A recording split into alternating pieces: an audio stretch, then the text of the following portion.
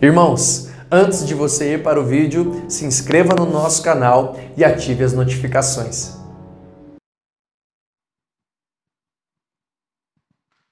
Queridos, a graça e a paz de Jesus, essa paz é uma paz sobremodo excelente, porque em Romanos 5:1, Paulo disse: tendo sido justificados pela fé, temos paz para com Deus. Em Filipenses 4:7, Paulo disse que a paz de Deus, que excede todo o entendimento, guardará os vossos corações e os vossos sentimentos em Cristo Jesus o Senhor. E em Filipenses 4:9, a parte C, Paulo diz que o Deus da paz estará conosco. Portanto, nós temos a paz com Deus, a paz de Deus e o Deus da paz. Amém. Obrigado, reverenda Mauri Oliveira. Não poderia ter um sobrenome melhor do que esse, viu?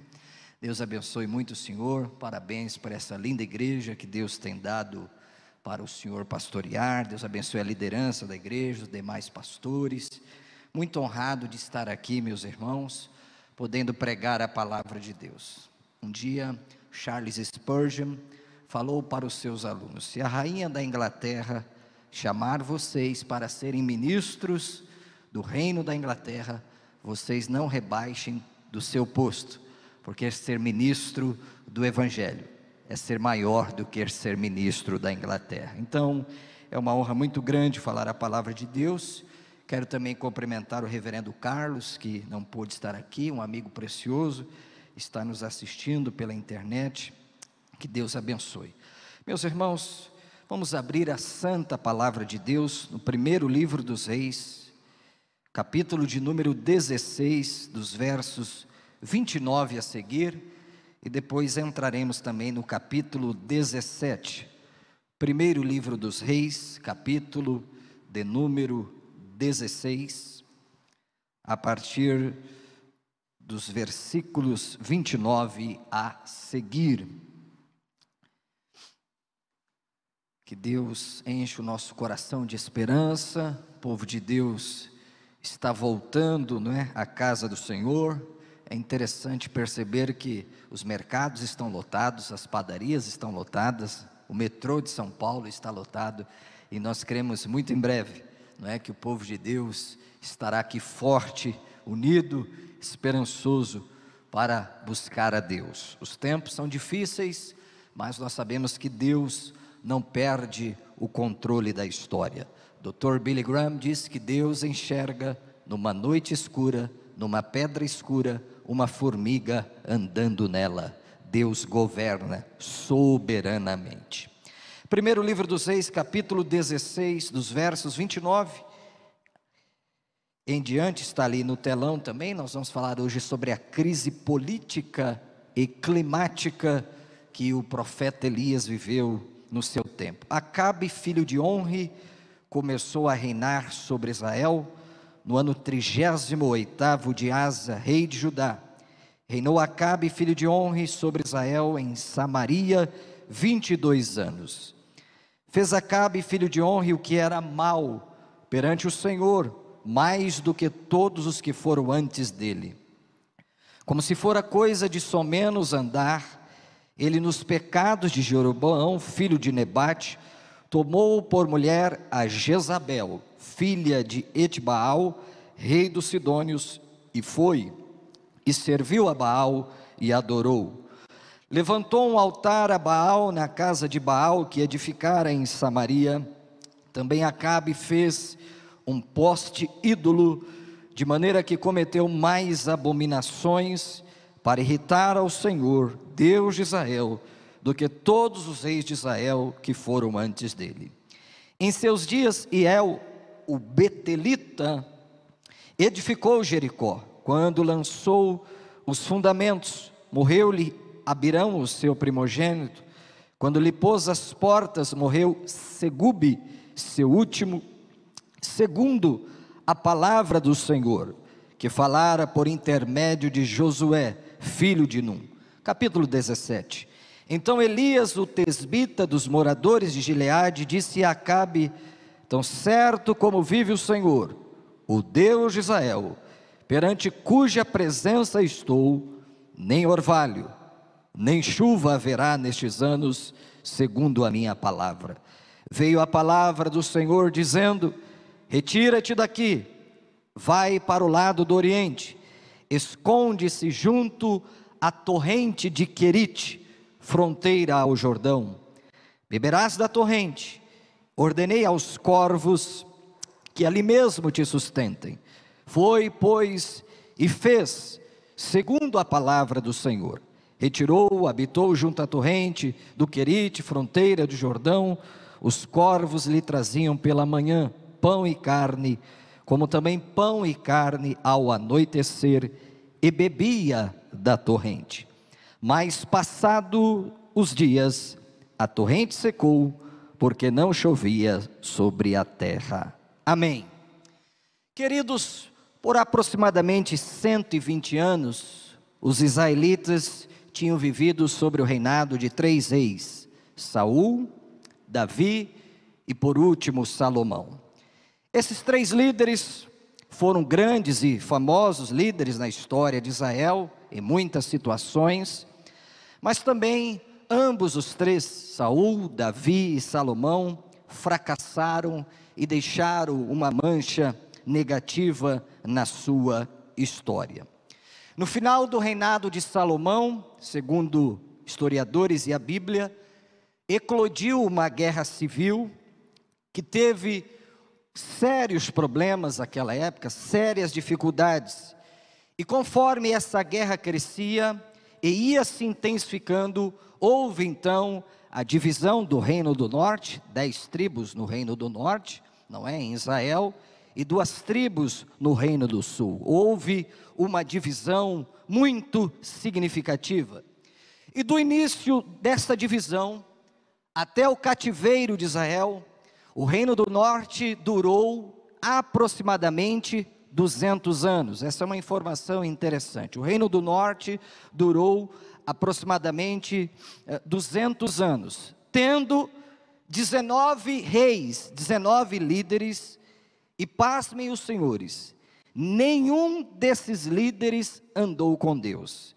Imagine um governo, sucessão de líderes, entra um, sai outro, entra um, sai outro, 200 anos, 19 reis, 19 líderes, e nenhum desses homens andou com Deus. Veja que situação constrangedora, que situação difícil, que situação complicada vivia o reino do norte. Isso prevaleceu, segundo historiadores, em Israel, até a invasão dos assírios em 722 a.C. Então, grave essa informação: 200 anos aproximadamente teve o reino do norte, Israel, 19 líderes, e nenhum desses líderes andou com Deus.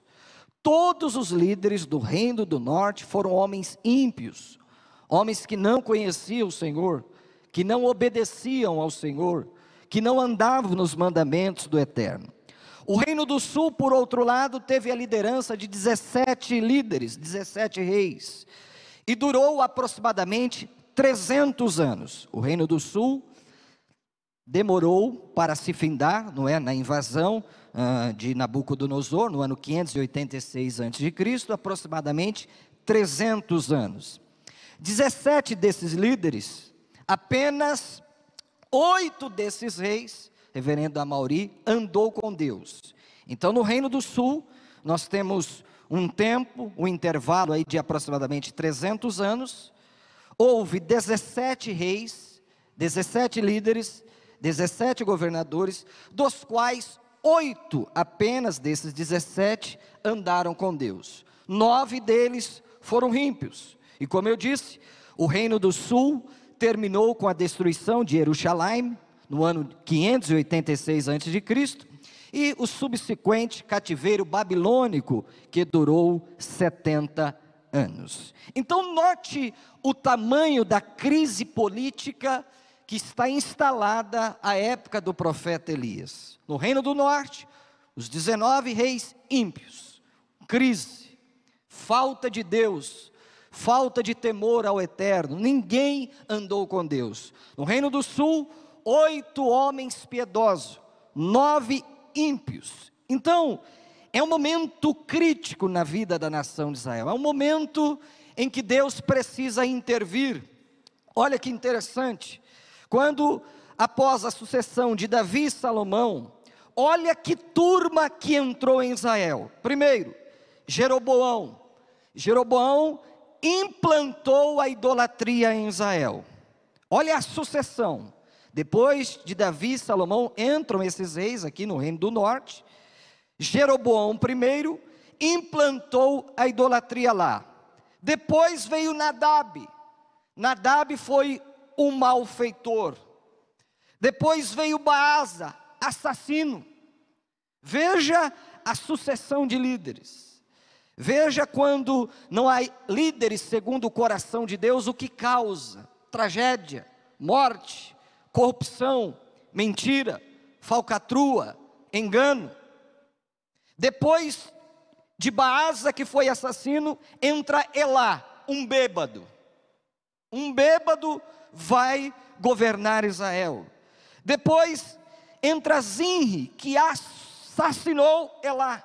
Então veja a crise que está instalada a essa época do primeiro livro dos reis. O primeiro, o idólatra.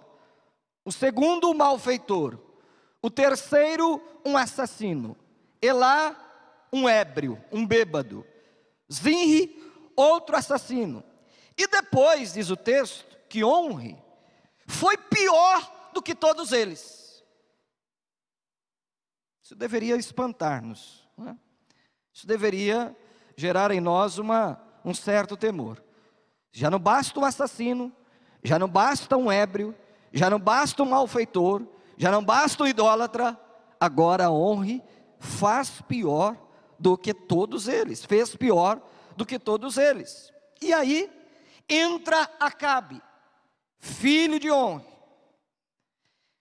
que conseguiu ser pior do que todos esses outros 7. Diz a Bíblia, olha que coisa tremenda aqui, o versículo de número 31, primeiro livro dos Reis 16, 31, como se fora coisa de somenos andar ele nos pecados de Jeroboão, filho de Nebate, tomou por mulher a Jezabel. Essa é uma informação interessante, porque nenhum dos outros reis é mencionado a esposa, mas Acabe, o escritor bíblico, faz questão de mencionar o nome de Jezabel como a primeira mulher que está ao lado do rei dos Sidônios, serviu a Baal, adorou, levantou um altar a Baal. E é bom lembrarmos, meus irmãos, que a palavra Baal no hebraico é uma palavra polissêmica, tá?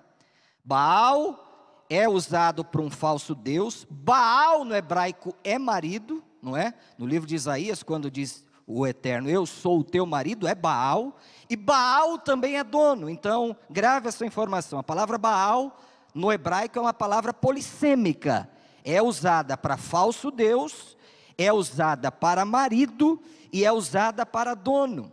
Levantou um altar a Baal, ou seja, ele não apenas vai seguir a Baal, ele vai levantar o altar a Baal lá em Samaria. 33, Acabe fez um poste ídolo, de maneira, olha que coisa triste, que cometeu mais abominações para irritar ao Senhor, Deus de Israel, do que todos os reis de Israel que foram antes dele. Então é uma crise sem precedente. É uma crise política tremenda, porque ele, ao se casar com Jezabel, filha de Etibal, não é? Rainha dos Sidônios, ele traz para dentro de Israel o culto a Baal. Ele traz para dentro de Israel a adoração a Baal. Israel não conhecia isso. Conhecia algumas formas de idolatria, mas cultuar Baal, isso não se via na história de Israel. Então, é um momento difícil, é um momento que Deus precisa intervir.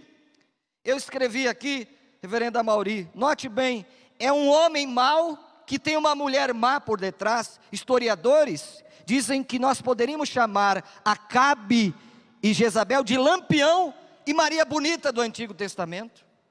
É um casal terrível, reverendo Juliano. É uma situação constrangedora, porque quem vai mandar no reino não é Acabe. Acabe é uma marionete na mão de Jezabel. É Jezabel que vai mandar.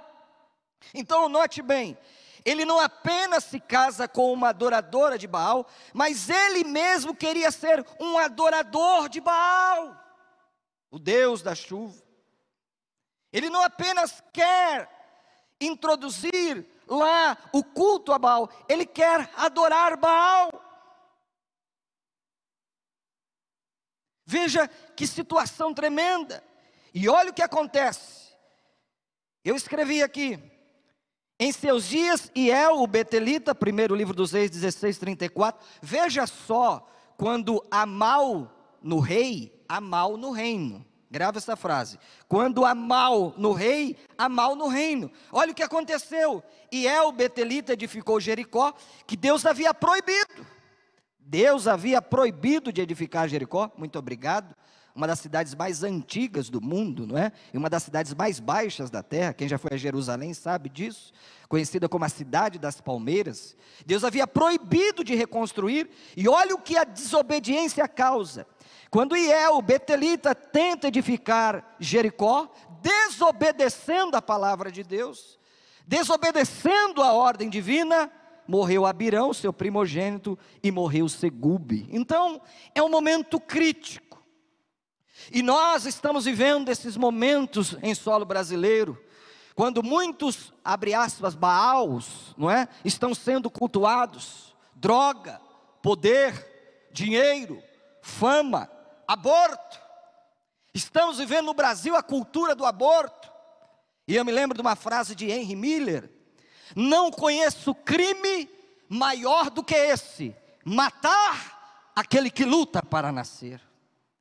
Estamos vendo, reverendo Amaury, sendo cultuado, sendo celebrado a mentira, os acordos escusos, falcatruas, enganos, os nossos governantes se locupletando da máquina pública. Pois bem, esse é o momento para Deus intervir na nossa nação. Esse é o momento que Deus pode levantar alguém. Deus pode levantar um Elias aqui nessa noite. Deus pode levantar você, querido, no seu bairro, na sua cidade, e você fazer a diferença, porque Deus pode fazer o que Ele tem para fazer. Me lembro daquela experiência de Billy Graham, quando foi visitar a casa de John Wesley. Aquela experiência magnífica de Billy Graham, quando visitou a casa de John Wesley, e ele então ficou encantado. E a professora volta, após apresentar a casa de John Wesley, e começa a fazer a chamada no ônibus. John, here. Mike, here. Peter, here. E de repente a professora chama, Billy. Billy. E a professora diz, perdemos o Billy. Quando volta a casa, onde está o adolescente Billy Graham? Está ajoelhado nas marcas dos joelhos de John Wesley, orando e chorando e dizendo, try again, Lord. Faz de novo, Senhor. Aleluia. Faz de novo o que o Senhor fez na vida de Billy Graham. E Deus fez. E o Deus que fez no passado, senhores, é o Deus que pode fazer hoje aqui para a honra, para a glória e para louvor do seu nome. Deus pode fazer. E aí, meus irmãos, quantas pessoas curvadas a este Deus, da fama, do poder, do dinheiro, não é? E é nesse momento de crise, é nesse momento em que tudo parece perdido, a idolatria campeia, o pecado graça, não graça com C cedilha, mas graça com 2 S's, é que Deus levanta um homem chamado Elias. E o nome de Elias é uma denúncia, porque Elias no hebraico é Eliahu, que significa Deus é o meu Deus. O nome de Elias é uma profecia para dizer para Baal, Acabe e Jezabel. O único que deve ser adorado é o Deus de Israel. O único que deve ser exaltado é o Deus de Israel. Aparece Elias, o tesbita dos moradores de Gileade, dizendo a Acabe: tão certo como vive o Senhor, Deus de Israel. Aqui, reverenda Amauri, aparece no texto original o Yod Rei Vav Rei, o nome impronunciável de Deus, não é? Nós chamamos Jeová, outros chamam Javé, e aqui não é uma aula de teologia, outros chamam Iavé, mas os judeus chamam de Adonai, o meu Senhor, ou Hashem, o nome, porque o nome é impronunciável. Ele invoca o Deus da aliança, ele invoca o Deus que está vivo, o Deus que se apresentou para Moisés naquela sarça ardente de Êxodo 3, verso 14, quando Deus fala o seu nome para Moisés. Ele pergunta: tá bom, o Senhor quer que eu vou falar com o faraó, que nome eu me apresento diante deles? E Deus diz: diga para faraó, Ani R-E, Asher R-E, eu sou o que sou, eu serei o que serei, ou eu continuarei a ser aquilo que sempre eu fui. O autoexistente, porque o verbo ali é raiar, e conta-nos a rica cultura judaica, isso é cultura judaica que falo agora, que quando Moisés vai diante de Faraó, porque os senhores sabem, estou pregando uma igreja culta, uma igreja que ama a palavra de Deus. Faraó não é nome, Faraó é um título. Ele se considerava filho do deus Ra, a maior divindade do Egito, morava numa casa grande chamada Pirâmide, e se achava o grande. Quando ele chega diante de Faraó, e Faraó pergunta para ele: quem te enviou aqui? Ele disse: o R-E, Asher R-E. Diz a cultura judaica que Faraó caiu do trono. Ao pronunciar o R-E, Asher R-E, Faraó cai do trono.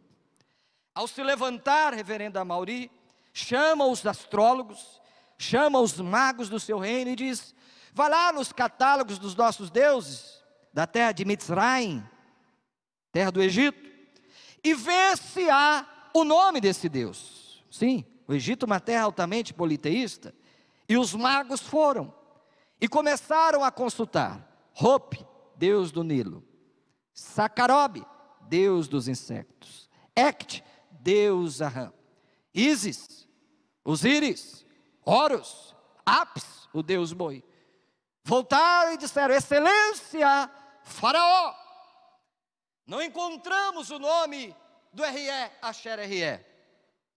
E aí, Moisés está do outro lado. Faraó disse: Moisés, não encontramos o nome do R-E, Asher R-E.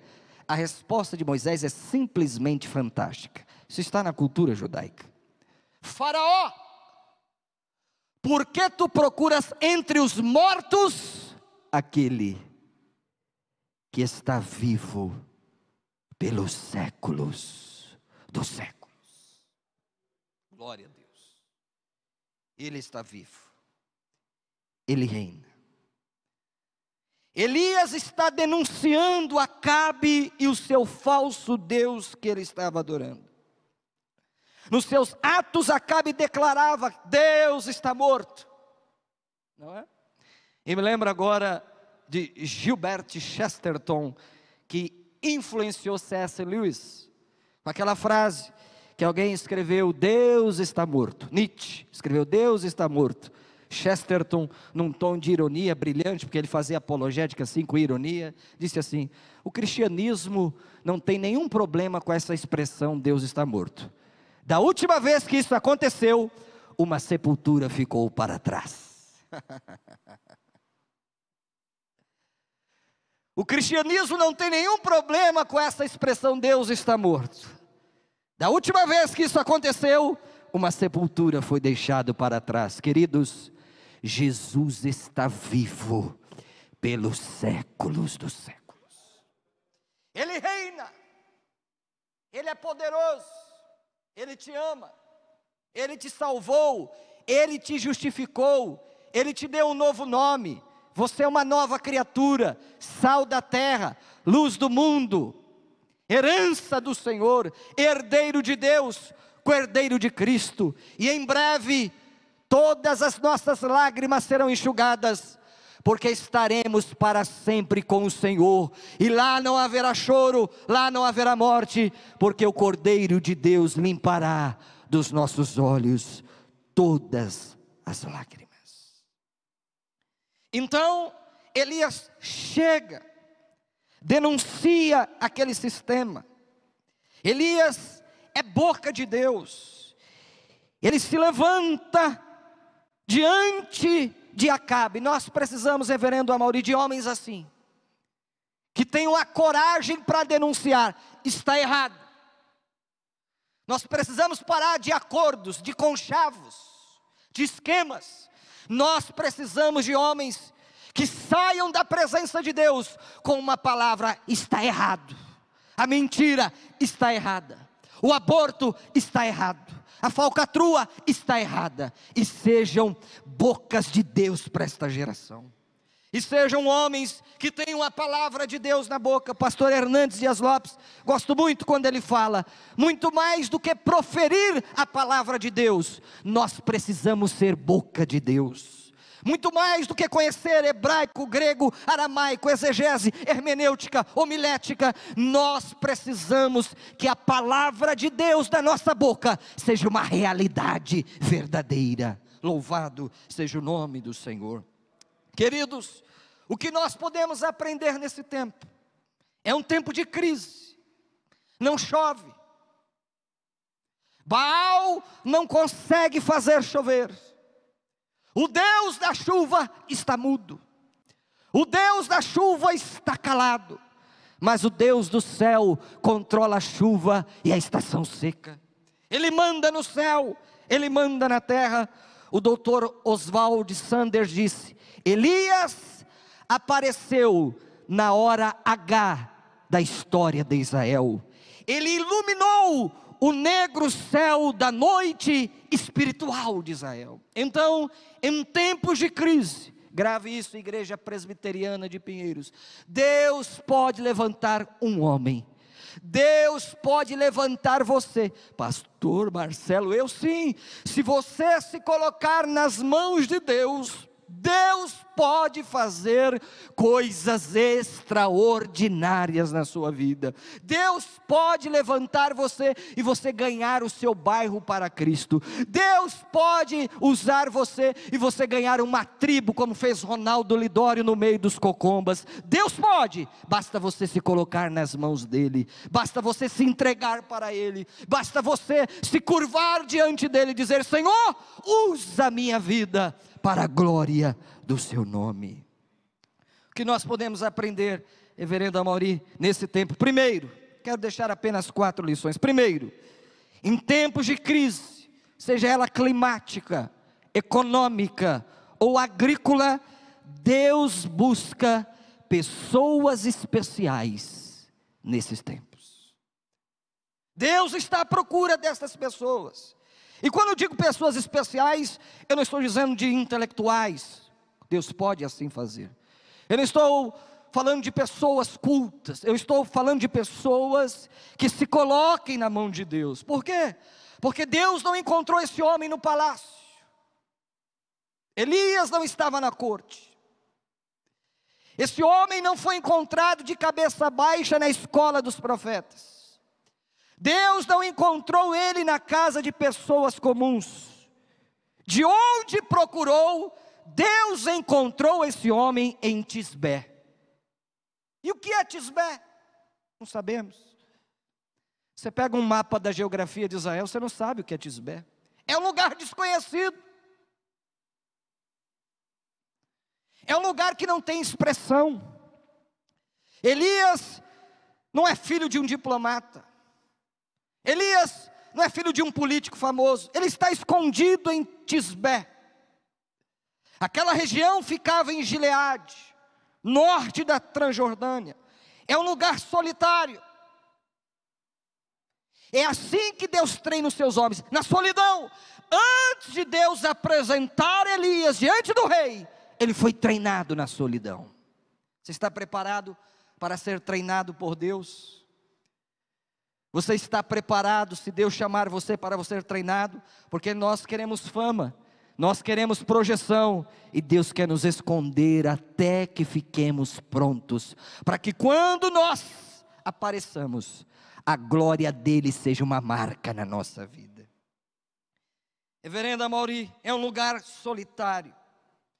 Segundo o Dr. Charles Swindoll, em seu livro Os Heróis da Fé, Elias, os habitantes daquela região são rudes. Elias não tinha um trato refinado, rude, queimados pelo sol. Era uma terra árida. Os seus hábitos beiravam o severo, grosseiro e áspero. Profetas não são educados, senhores. Profetas são corajosos. Eles não temem. Eles preferem morrer do que deixar de entregar a mensagem de Deus. É por isso que nós estamos falando desse homem aqui.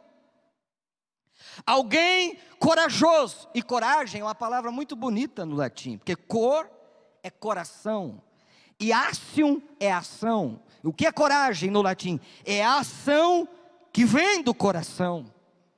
Coragem não é ausência de medo, é domínio sobre o medo. Então, Deus está à procura dessas pessoas. Olha o que eu escrevi aqui: aqueles que encontram conforto na corte de Acabe nunca se colocarão na brecha como Elias. Vou repetir: aqueles que encontram conforto na corte de Acabe nunca se colocarão na brecha como Elias. Deus está à procura de você nessa noite. Vou repetir: Deus está à procura de pessoas para usar aqui nessa noite. Você pode dizer: Senhor, eu não tenho capacidade, Senhor, eu não tenho preparo. Querido, se Deus quiser usar você, basta você se colocar integralmente nas mãos do Senhor, e Ele fará de você um instrumento vivo em suas mãos. Em tempos de crise, Deus está à procura de pessoas especiais. Segundo, o que nós aprendemos nesse tempo de crise: os métodos de Deus, escute isso, normalmente são surpreendentes e paradoxais. Os métodos de Deus normalmente são surpreendentes e paradoxais. E alguém pergunta: Reverendo Marcelo, por que o senhor está falando isso? Primeiro, porque Deus não levantou um exército para destruir Acabe e Jezabel. Deus poderia, em um segundo, levantar o exército e acabar com Acabe e Jezabel. Deus não levantou um partido político novo para resolver o problema que tinha em Israel. Não.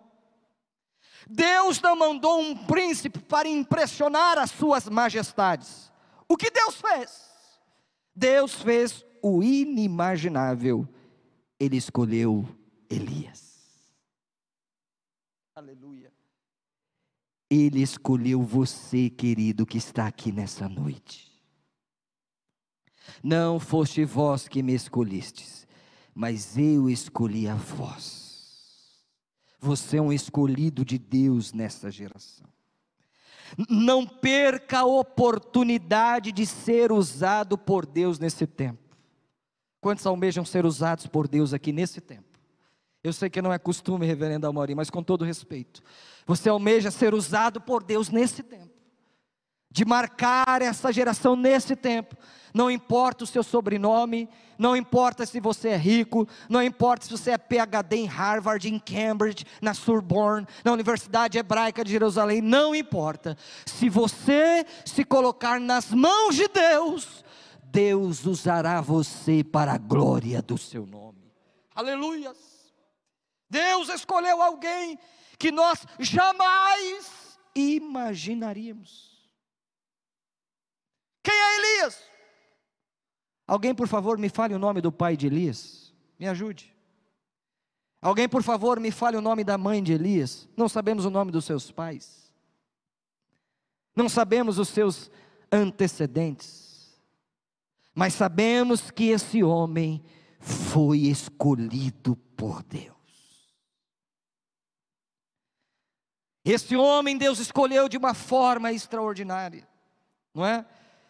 Hoje nós temos, reverendo Amorim, muitos figurões, gente que se acha muito importante, não é? Que está pensando que está fazendo uma grande obra para Deus. Não, queridos, só existem estrelas onde o sol da justiça não está brilhando.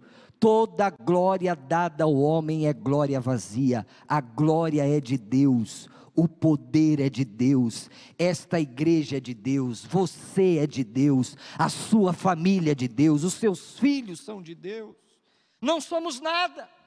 Me lembro de Vieira, Antônio Vieira, sim, que pregou o célebre sermão chamado Imortalidade, e disse que ia pulvis est in pulveris reverteris, porque o homem não é o que ele é, ele é o que foi e o que há de ser, porque ele foi pó, ele se tornará pó, ele é pó, só Deus é o que é.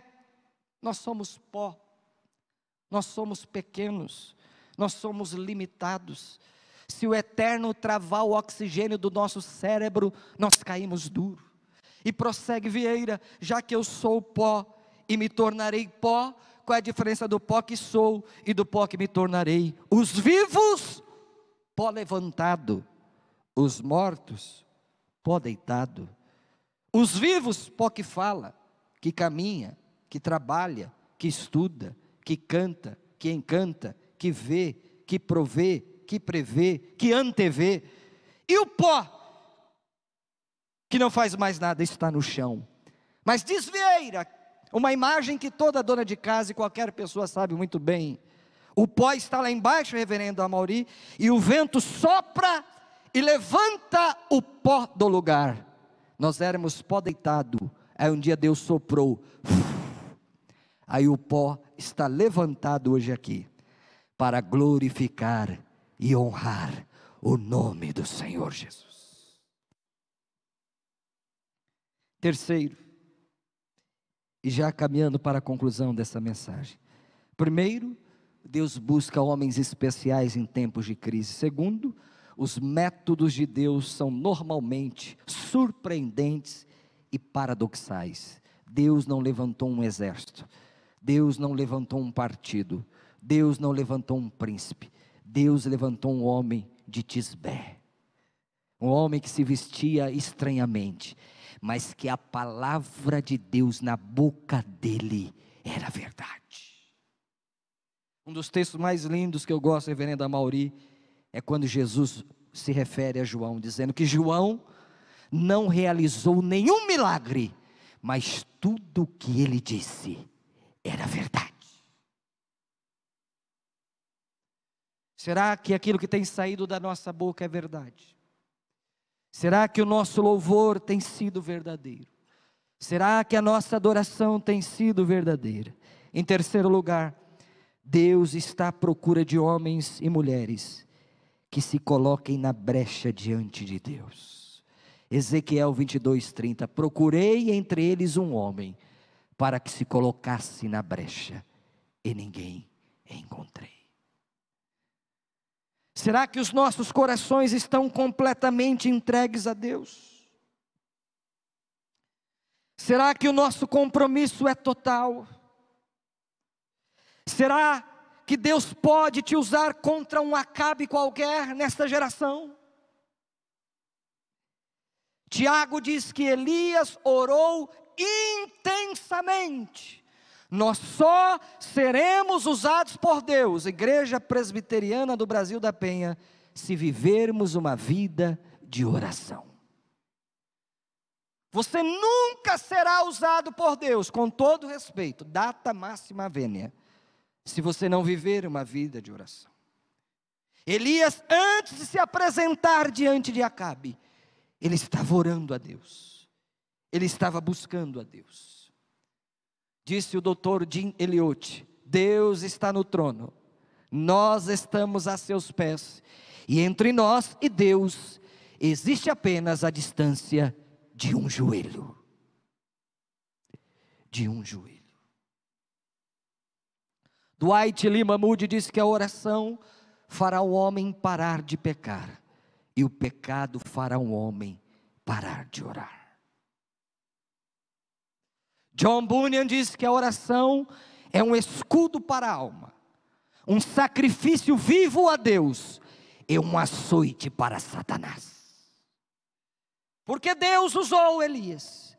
Porque diz a Bíblia que ele orou com intensidade. Isso está em Tiago 5,17. Quando você trabalha, é você que trabalha. Agora, quando você ora, é Deus que trabalha por você.